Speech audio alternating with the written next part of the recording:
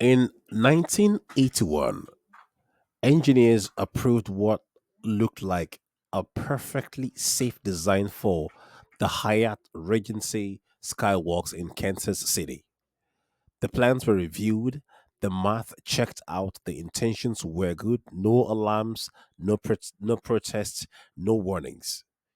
Just one small design change, so minor it seemed harmless at the point.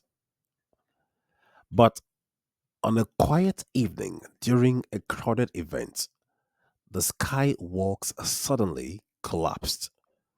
114 people lost their lives, and over 200 were injured. Investigators later discovered something chilling. The collapse wasn't caused by sabotage. It wasn't caused by bad intentions. It wasn't even caused by a lack of sincerity. It failed because a choice was made without fully understanding its consequences. The decision looked harmless, but the outcome was irreversible. And that's the tension in Joshua 24. Israel remembered God's faithfulness. They spoke sincere words. They made bold promises. But Joshua knew something that most people overlook. You do not just choose intentions, you choose outcomes. And that's why Joshua does not ask Israel what they feel. He asks them to choose. Choose this day whom you will serve. Hi there, it's Q4E13, the last episode for the quarter. If you made it this far, congratulations for successfully completing a season. Today we will be exploring the topic Choose This Day. You ready? Let's get into it. First, the key highlights. 1. Why remembering God's faithfulness always forces a decision. 2. The danger of sincere promises without spiritual dependence. 3. How hidden idols quietly replace God, even in faithful people. 4. What it really means to finish well in your walk with God. Last week, we stepped into Joshua's final moments, a leader standing at the edge of history, making one last appeal. In Joshua 23, his message was clear and urgent: cling to the Lord. But this week, Joshua goes even further. This week, he is asking for a decision. In Joshua 24, Joshua reveals God's faithfulness in the past for one reason only: to force a choice in the present. Because remembering God's works always demands a response. Exactly. Last week we explored Joshua 23 in subsections while elucidating transferable principles and lessons relevant for us today. This week we will be doing the same thing with Joshua 24. Let's get started. A. Verses 1 to 13. In the first verse, Joshua gathers the leaders and the people, not just anywhere, but at Shechem. That's definitely not accidental, is it? Not at all. Shechem is where it all began. It is where Abraham first entered Canaan, where he built his first altar, and where God first promised the land to his descendants in Genesis 12, from verse 6 to 7. So, Joshua is bringing them back, geographically, to the moment of first faith? Exactly. The location itself seemed to be screaming the message. Just as Abraham rejected every other god to follow Yahweh alone, Israel is being called to the same undivided loyalty.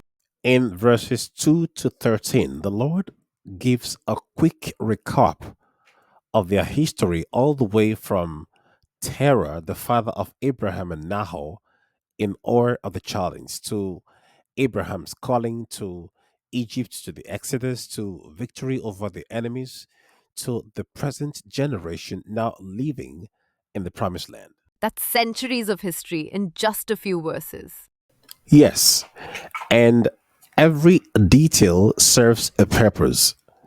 Now, here are quick takeaways from this recap. One, in this quick review, we see a recurring theme and principle in the Bible. God intentionally orchestrates events around those who consistently choose Him, guiding them, shaping them, and positioning them exactly where He wants them in His time. And two, point is, the God who started this story is the same God who will finish it. 2. As God recounts Israel's history, something becomes impossible to miss. Israel is not the main character. God is. Listen carefully to the language God uses in verses 2 to 13. I took, I gave, I sent, I plagued, I did, I brought you out, I delivered you, and so on. So Israel isn't the hero of the story. They're the object of God's action, not the source of it. That is correct. Israel did not create itself. If God had not intervened in Abraham's life, they would have been serving the same idols as everyone else. So their existence as a nation is not ancestral merit, it is pure grace. And that changes everything. The fact that Israel is now settled in the land is not grounds for pride. It is the reason they should serve the Lord because blessings increase responsibility. 3. Despite the fact that the current generation were not present during many of the experiences recounted in these verses, like the Red Sea crossing or the Horeb experience, when God showed up to make his relationship with their fathers official through a covenant, God includes them as though they were. See Hebrews 7, 9, 10. Why? Well, because the lessons of the past must be personally claimed by every new generation. This is as true today as it was then. This principle extends to us today and beyond till the end. The God who worked for the ancestors in the past is ready to act on behalf of the present generation if we will walk with him. B, verses 14 to 15, and it reads, Now therefore fear the Lord and serve him in sincerity and truth. Put away the gods your fathers served beyond the river and in Egypt, and serve the Lord. 15 goes, If it is disagreeable in your sight to serve the Lord, then choose for yourselves today whom you will serve, whether the gods which your fathers served, which were beyond the river, or the gods of the Amorites, in whose land you are living. But as for me and my household, we will serve the Lord. Having clearly laid out in the first 13 verses how God had chosen and led them this far, and in the process revealed the person, character, and intentions of God toward them, it was time for each one of them to make a decision. Whether to stay loyal and in relationship with this God, in which case they would continue to enjoy the privileges of his presence, or chose not to and face the same consequences of all those they had witnessed their ruin for rebellion in course of their journey from Egypt and now to Canaan. Joshua is old now, near the end of his life, and there is something deeply unsettling about this moment. No successor? Correct. Joshua knew his people. He had seen what happened when leadership was absent, when accountability faded, when memory grew short. So, if this would be his last address to the nation, he needed them to know the issues at stake. So this wasn't just a farewell speech. No, it was more of a warning and a final appeal. Joshua's hope wasn't that Israel would say the right things. He wanted something deeper, not just verbal loyalty, not ceremonial religion, not inherited faith, but a heart-level acknowledgement of God's sovereignty, the kind that results in a fear or reverence that finds expression in service and obedience. Now, while fear describes the inner attitude that must characterize an Israelite, the practical outcome of reverence to God is worship, finding expression in service. This principle is as true today as it was then. In verse 13, Joshua qualifies this service with two keywords: service offered in sincerity and in truth, meaning not all service is acceptable. It has to be in sincerity and in truth to be accepted. Correct. God isn't impressed by activity. He's looking for authenticity. Service without sincerity becomes performance, and obedience without truth becomes compromise. This principle hasn't changed. Then or now, God still looks past appearances and examines the heart. Going forward, I would like to introduce the People's Corner, TPC, to our doodle sessions where we get to interact. Now, this is how it works. I will drop some questions, some thought provoking questions, and you get to share your opinions and experiences in response to the questions. We would really love to hear from you. So, here is our first TPC 1. What does it truly mean for you to serve the Lord in sincerity and in truth? What distractions, if any, compete with your full devotion to God right now? Your story matters. So please kindly drop your comments in the comment section below. C. Verses 16 to 21. In verses 16 to 18, the children of Israel responded in the affirmative. They go, "Far be it from us that we should forsake the Lord to serve other gods." Then they go on to review the resume of God and why He is deserving of their worship. The speech ends with the declaration, "We also will serve the Lord, for He is our God." Nothing wrong with that. Sounds solid, right? Do you think they were sincere? I actually do. I genuinely believe they meant every word. But if this moment feels familiar, it's because we've seen this movie before. If you recall, in the early days of the Exodus back at Sinai, when God revealed the covenant through Moses, the people said almost the same thing. All that the Lord had spoken, we will do. And they meant it then too? They did. But less than 40 days later, while Moses was still on the mountain, the same people were bowing down to a golden calf, giving God's glory to a carved image. That's a hard turn. And fast too. A complete 180 degrees. And if we are honest, some of us do not even last that long. And here is the key insight: the problem is not always in sincere commitment, it is misplaced confidence.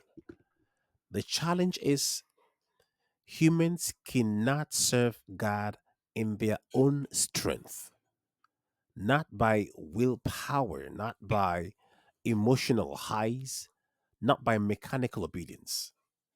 Serving God is not achieved by a mechanical adherence to the stipulations of the covenant. It is about establishing a living relationship with a saving Lord, one who renews us daily from the inside out. It is a transformation of nature. So, Obedience flows from transformation, not pressure. This is cooperation with the Holy Spirit, a daily surrender that reshapes desires, priorities, and choices. It stops being about what I want or like and becomes about what He desires, His opinion on the matter. It is therefore necessary that this decision is not forced or driven by emotions, but made from a deep sense of conviction. Because good intentions alone are not enough. This explains Joshua's response in verses 19 to 20. His point: this is not a decision to be taken lightly.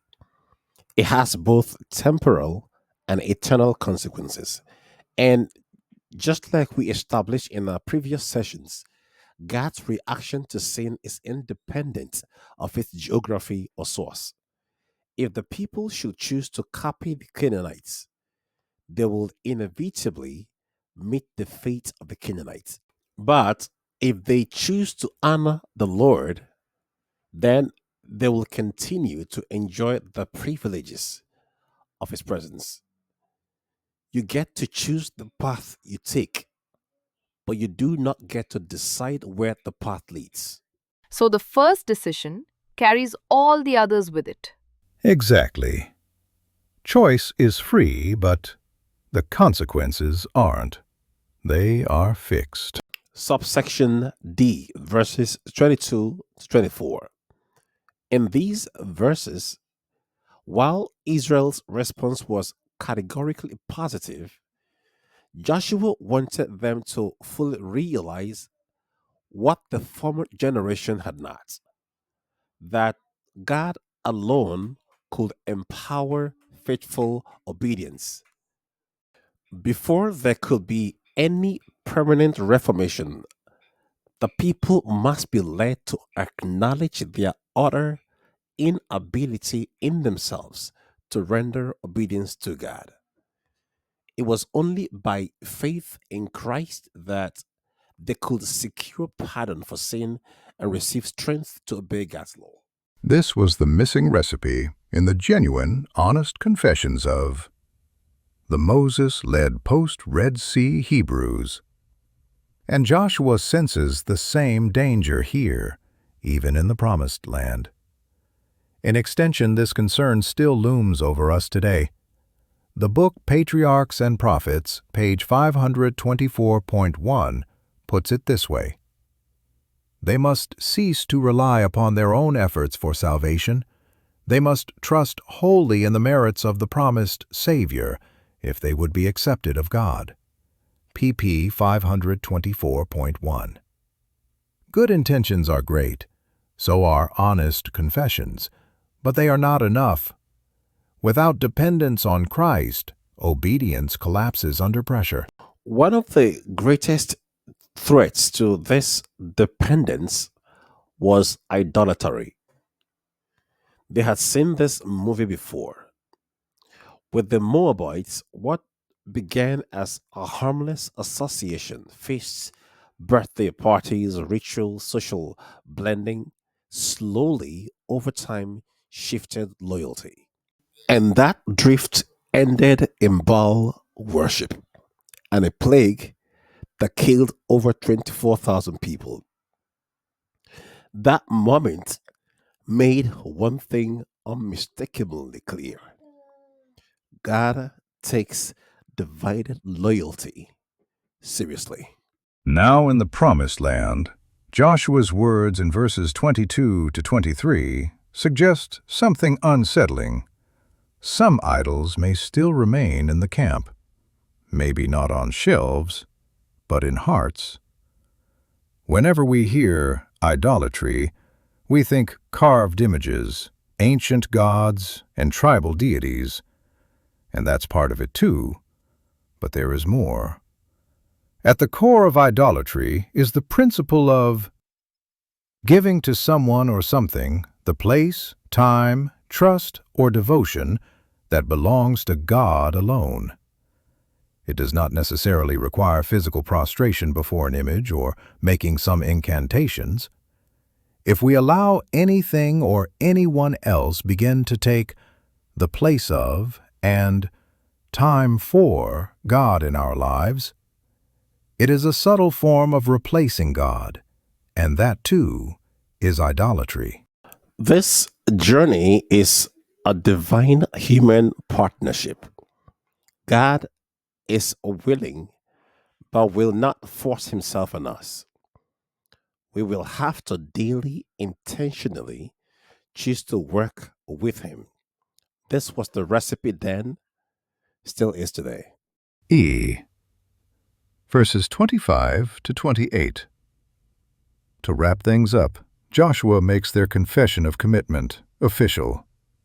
The text reads, On that day Joshua made a covenant for the people, and recorded these words in the book of the law of God. Joshua 24:25 to 26. Then Joshua does something deeply symbolic in verse 27. He sets up a large stone, not as decoration, but as a witness. The text reads, This stone has heard all the words the Lord has spoken to us. It will be a witness against you if you are untrue to your God. Verse 27. A silent stone, but a loud reminder. Only then does Joshua dismiss the people, each one returning to their inheritance in verse 28. Subsection F, verses 29 to 33. And with that, the book of Joshua begins to close. The wandering is over, the promises are fulfilled, and now the leaders are laid to rest. 3 burials, 1 testimony. Joshua, at 110 years old, is buried at Timnath Serah in the hill country of Ephraim, in verse 29. Joseph's bones, carried for centuries from Egypt, are finally buried at Shechem, on the land that Jacob once purchased in faith, in verse 32. Eleazar, the high priest, is buried at Gibeah, the inheritance of his son Phinehas, we find in verse 33. No more carrying bones through the wilderness. No more temporary graves. The nation now buries its leaders in the land of its inheritance. As the lesson beautifully puts it, the nation buries its leaders in the territory of their own inheritance, thus having a sense of permanence. But the most powerful line isn't about where Joshua was buried. It's about how he lived. Verse 31 reads, Israel served the Lord all the days of Joshua, and all the days of the elders who outlived him, those who had known all the works of the Lord. Joshua 24:31. The book Patriarchs and Prophets puts it this way: The noblest testimony to his character as a public leader is the history of the generation that had enjoyed his labors. Israel served the Lord. pp. 524.4. Joshua didn't just finish strong, he left behind a faith that endured beyond him. This legacy of Joshua serves as a model for every leader in the cause of God. Joshua fought the good fight. He finished his course. He kept the faith. But the final question of the book is not about Joshua, it's actually about us. Will the next generation choose the same God? Will they cling or drift away from God? Will they finish as faithfully as they began? Because finishing well is not accidental, it is the result of a daily, deliberate allegiance to God. History hands us truth, but the future depends on what we do with it. And it begins now. And that's a wrap for this week. Next week, we will be starting a new quarter, Q1E1 in 2026, exploring the topic persecuted but not forsaken. Till then, I remain your Sabasco Doodle, doodling out. Let's keep making it make sense, one study at a time. I'll see you in the new quarter. If this message stirred even a whisper in your heart, don't keep it to yourself. Smash that like, drop a comment, share this with someone who needs a faith boost, and don't forget to subscribe to be notified when we publish the next episode. But before you go, if you haven't yet made that life-changing decision to follow Christ, the invitation is still open. Don't wait. The clock is ticking, and grace is calling. Remember, we weren't born just to survive and pay bills. You were created to reign with Him. So, keep the faith, stay the course, no retreat, no surrender.